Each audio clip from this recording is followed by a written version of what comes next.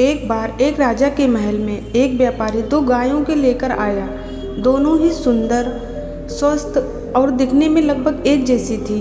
व्यापारी ने राजा से कहा, महाराज, ये दोनों गायें माँ बेटी हैं, परंतु मुझे यह नहीं पता कि दोनों में माँ कौन है और बेटी कौन है। मैं इसलिए नहीं जान पाया क्योंकि दोनों में कोई विशेष अंतर नहीं है। मैंने अनेक स्थानों पर लोगों से यह पूछा, किंतु कोई भी इन दोनों में माँ बेटी की पहचान नहीं कर पाया।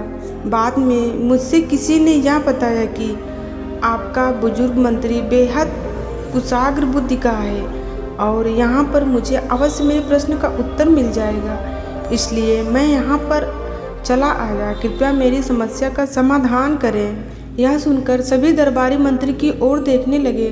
मंत्री अपने स्थान से उठकर गायों की ओर गया। उसने दोनों को गहराई से निरीक्षण किया, किंतु वह भी नहीं पहचान पाया कि वास्तव में कौन माँ है और कौन बेटी। अब मंत्री बड़ी दुविधा में फंस गया। उसने राजा से माँ बेटी की पहचान करने के लिए एक दिन की मोहलत मांगी। घर आने पर वह बेहद परेशान रहा। उसकी पत्नी इस बात को समझ गई। उसने जब मंत्री से परेशानी का कारण पूछा तो उसने सारी बात बता दी। यह सुनकर उसकी बुद्धिमती पत्नी बोली, अरे बस इतनी सी बात को लेकर हैरान हूँ, या तो मैं भी बता सकती हूँ। अगले दिन मंत्री अपनी पत्नी को वहाँ अपने साथ लेकर गया जहाँ गायें बंधी थी। मंत्री की पत्नी ने दोनों गायों के आगे अच्छा भोजन रखा। कुछ ही देर बाद उसने माँ और बेटी में अंतर बता दिया। लोग चकित रह गए और राजा ने पूछा कि उसने कैसे पहचाना कौन माँ है और कौन बेटी।